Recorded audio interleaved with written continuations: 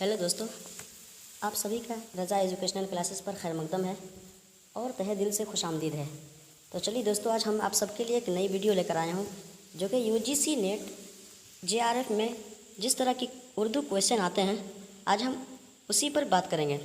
तो चलिए दोस्तों, हम देखते हैं कि यूजीसी नेट जेआरएफ में किस तरह के उर्दू सवालात आते हैं और उनका हल कैसा निकलता है। ठीक है, तो चलिए दोस्तों, आज मैं अपने वीडियो की तरफ बढ़ने से पहले एक छोटी सी गुजारिश करूंगा।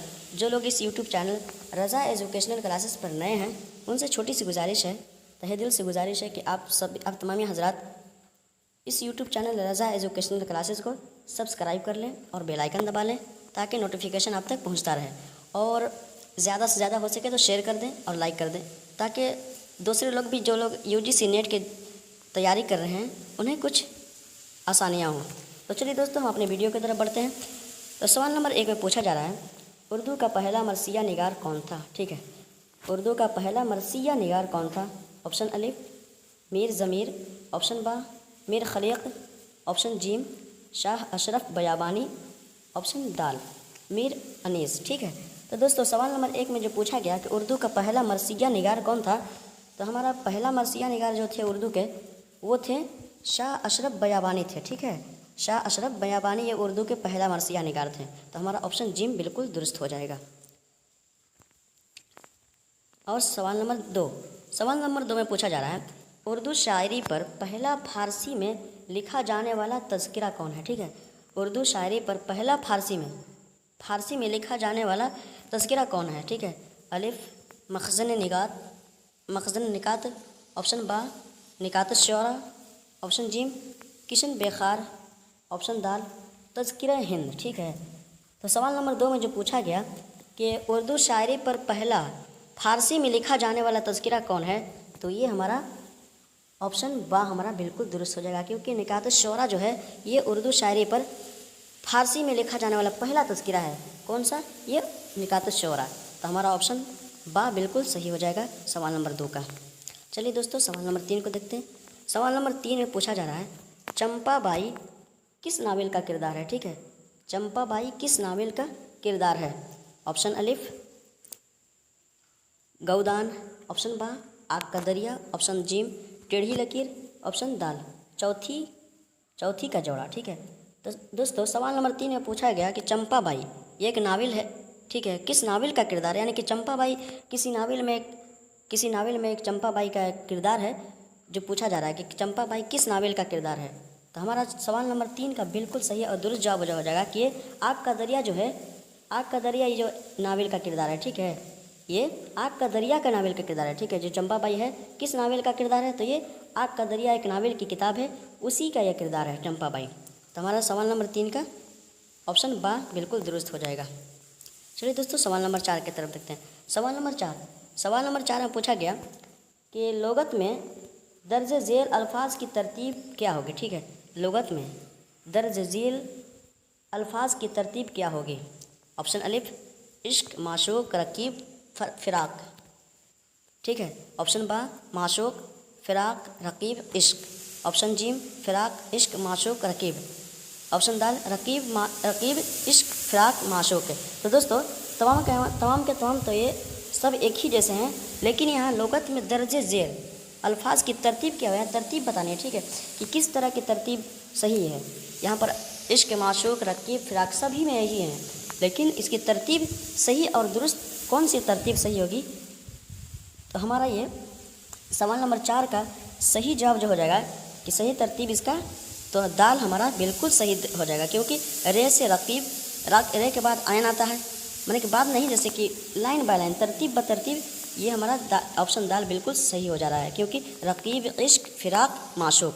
तो हमारा ऑप्शन दाल बिल्कुल सही हो जाएगा सवाल नंबर 4 का। चलिए दोस्तों, सवाल नंबर 5 को देखते हैं। सवाल नंबर 5 में पूछा जा रहा है कि इनकलाब नावल किसकी तसनीफ़ है। ठीक है, ये इनकलाब नावल की किताब है। ये पूछा जा रहा है कि नावल किसकी तसनीफ़ है, यानी कि इनकलाब नावल जो है ये किसकी तसनीफ़ है, किसकी लिखी गई है, इसके राइटर कौन है। ऑप्शन अलिफ ख्वाजा अहमद अब्बास, ऑप्शन बा इस्मत चुगताई, ऑप्शन जीम कुर्रतुल ऐन हैदर, ऑप्शन दाल प्रेमचंद। तो दोस्तों सवाल नंबर 5 का जो सवाल पूछा गया, सवाल नंबर 5 में जो पूछा जा रहा है कि इनकलाब नावल की किताब है, ये किसकी तसनीफ़ है, किसने लिखा है। तो हमारा सवाल नंबर 5 का बिल्कुल सही जवाब हो जाएगा कि ख्वाजा अहमद अब्बास ने लिखी है। ठीक है, तो हमारा ऑप्शन अलिफ बिल्कुल दुरुस्त हो जाएगा, क्योंकि इनकलाब जो है ख्वाजा अहमद अब्बास की लिखी हुई एक किताब है। चलिए दोस्तों सवाल नंबर 6 को देखते हैं कि रामेश्वरी और विनोद किस अफसाने के किरदार हैं। ठीक है, सवाल नंबर 6 में पूछा जा रहा है कि रामेश्वरी और विनोद किस अफसाने के किरदार हैं। ठीक है, ऑप्शन अलिफ कातिल की माँ, ऑप्शन बा नया कानून, ऑप्शन जीम अपना दुख मुझे दे दो, ऑप्शन दाल लाजवंती।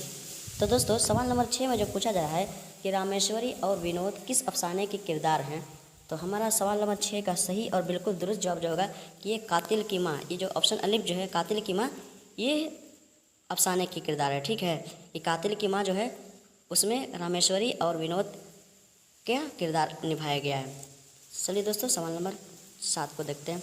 सवाल नंबर 7 में पूछा जा रहा है मिर्ज़ा गालिब और हिंद मुग़ल जमालियात किसकी तसनीफ़ है। ठीक है, मिर्ज़ा गालिब और हिंद मुग़ल जमालियात किसकी तसनीफ़ है, किसकी लिखी हुई है, किसके राइटर हैं। तो ऑप्शन अलिफ शमसुर रहमान, ऑप्शन बा शकीलुर रहमान, ऑप्शन जिम वहाब अशरफ, ऑप्शन दाल अबुल कलाम कासमी। तो दोस्तों सवाल नंबर 7 में जो पूछा गया कि मिर्ज़ा गालिब और हिंद मुग़ल जमालियात किसकी तसनीफ़ यानी कि किसकी लिखी हुई किताब है, तो हमारा सवाल नंबर 7 का बिल्कुल सही जवाब जो होगा कि ये शकीलुर रहमान की लिखी हुई किताब है। ठीक है, तो हमारा ऑप्शन बा बिल्कुल दुरुस्त जवाब हो जाएगा।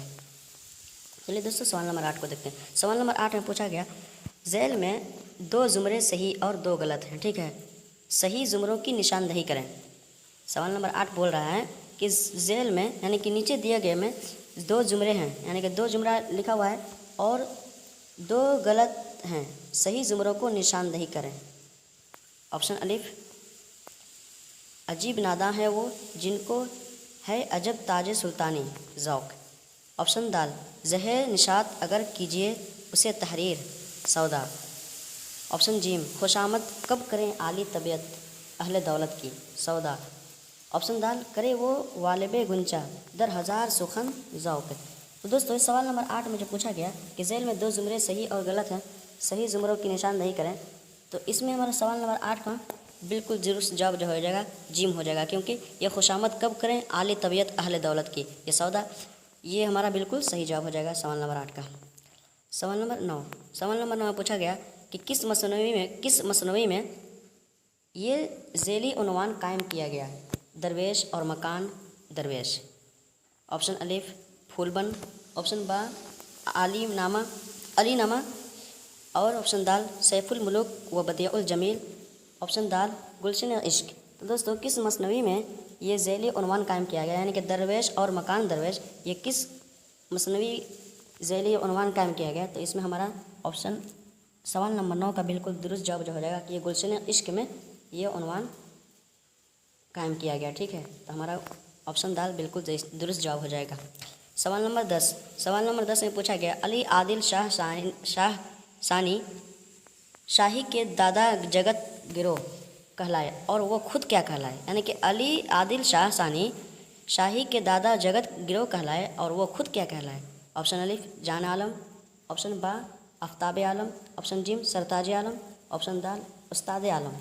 तो दोस्तों सवाल नंबर 10 में जो पूछा गया तो इसका बिल्कुल सही जवाब जो हो जाएगा कि ये वो क्या कहलाए, यानी कि अली आदिल शाह सानी शाही के दादा जगत गिरोह कहलाए और वो खुद क्या कहलाए, यानी कि अली आदिल शाह सानी ये क्या कहलाए। तो हमारा इसका जवाब हो जाएगा कि वो उस्ताद आलम कहलाया गया। ठीक है, हमारा बिल्कुल दुरुस्त जवाब हो जाएगा ये ऑप्शन दाल बिल्कुल सही जवाब हो जाएगा। सवाल नंबर 11 में पूछा गया मिर्ज़ा दबीर के उस्ताद का नाम क्या था, मिर्ज़ा दबीर के उस्ताद का नाम क्या था। ऑप्शन अलिफ इमाम बख्श नासुख, ऑप्शन बा मुजफ्फर हुसैन ज़मीर, ऑप्शन जीम मिर्ज़ा रफ़ीक़ सौदा, ऑप्शन दाल मीर मुस्तहसिन खलीक़। तो दोस्तों सवाल नंबर 11 का बिल्कुल सही जवाब जो हो जाएगा कि मिर्ज़ा दबीर के उस्ताद का नाम क्या था, तो इनका उस्ताद का नाम मुजफ्फर हुसैन ज़मीर था। तो हमारा ऑप्शन बा बिल्कुल सही जवाब हो जाएगा सवाल नंबर 11 का। सवाल नंबर 12 में पूछा जा रहा है जमील जालिबी के मुताबिक किस कदीम मसनवी के इब्तदाई और आखिरी सफ़हात गायब हैं। ठीक है, यानी कि जमील जालिबी के मुताबिक किस कदीम मसनवी के इब्तदाई और आखिरी सफ़हात यानी कि पेज गायब हैं। ऑप्शन अलिफ कदम राव पदम राव, ऑप्शन बा तूती नामा, ऑप्शन जिम कुतुब मिस्त्री, ऑप्शन दाल फूलबन। तो दोस्तों सवाल नंबर 12 का बिल्कुल सही जवाब हो जाएगा कि जमील जालबी के मुताबिक किस कदीम मसनवी के इब्तदाई और आखिरी सफ़हात गायब हुए हैं। तो ये दोस्तों पदम राव के सवाल नंबर 12 का बिल्कुल सही जवाब हो जाएगा कि कदम राव पदम राव। ठीक है, तो हमारा ऑप्शन अलिफ बिल्कुल सही जवाब हो जाएगा। चलिए दोस्तों सवाल नंबर 13 को देखते हैं। सवाल नंबर 13 में पूछा जा रहा है उर्दू अदब के किस मुअर्रिख ने मसनवी अली नामा को दुकनी अदब का शाहनामा करार दिया। ऑप्शन अलिफ राम बाबू सक्सेना, ऑप्शन बा अनवर सदीद, ऑप्शन जिम जमील जालबी, ऑप्शन दाल सैयदा जाफ़र। ठीक है, तो दोस्तों सवाल नंबर 13 में जो पूछा गया कि उर्दू अदब के किस मुअर्रिख ने मसनवी अली नामा को दुकनी अदब का शाहनामा करार दिया, तो ये बिल्कुल हमारा सही और बिल्कुल दुरुस्त जवाब हो जाएगा इसमें सवाल नंबर 13 का। तो जमील जालबी ने करार दिया। ठीक है, तो हमारा बिल्कुल जवाब हो जाएगा, तो ऑप्शन जिम बिल्कुल सही जवाब हो जाएगा। चलिए दोस्तों सवाल नंबर 14 को देखते हैं। सवाल नंबर 14 में पूछा गया कि फसाना अजायब का सबसे नहायत जहन और बाअमल किरदार कौन सा है। ठीक है, फसाना अजायब का सबसे नहायत जहन और बाअमल किरदार कौन सा है। ऑप्शन अलिफ सौदागर, ऑप्शन बा मल्लिका महर निगार, ऑप्शन जिम जाने आलम, ऑप्शन दाल अंजुमन आरा। तो दोस्तों सवाल नंबर 14 का बिल्कुल सही जवाब हो जाएगा हमारा, तो मल्लिका महर निगार ऑप्शन बा हमारा बिल्कुल सही जवाब हो जाएगा सवाल नंबर 14 का। चलिए दोस्तों सवाल नंबर आखिरी को देखते हैं, यानी कि सवाल नंबर 15 को। सवाल नंबर 15 में पूछा जा रहा है किसने उर्दू तनकीद को माशूक की मफहूम कमर से ताबीर किया। ठीक है, किसने उर्दू तनकीद को माशूक की मफहूम कमर से ताबीर किया। तो ये ऑप्शन अलिफ अहसन फारूकी ने, ऑप्शन बा कलीमुद्दीन अहमद, ठीक है, option gym Jamilur Rahman, option दाल एहतशाम हुसैन। दोस्तों यह अहमद होना चाहिए था। दोस्तों यहाँ सवाल नंबर 15 में पूछा गया किसने उर्दू तनकीद को माशूक की मफहूम कमर से ताबीर किया। तो हमारा सवाल नंबर 15 का बिल्कुल दुरुस्त और सही जवाब जो हो जाएगा कि ये कलीमुद्दीन अहमद ने ताबीर किया था। ठीक है, तो ये हमारा ऑप्शन बा बिल्कुल सही जवाब हो जाएगा सवाल नंबर 15 का। तो चलिए दोस्तों आज के लिए इतना ही, फिर हम अगले वीडियो में अगले टॉपिक पर इसी के बारे में UGC नेट के बारे में सवालात लाएंगे। तब तक के लिए अल्लाह हाफिज़, अपना ख्याल रखिएगा।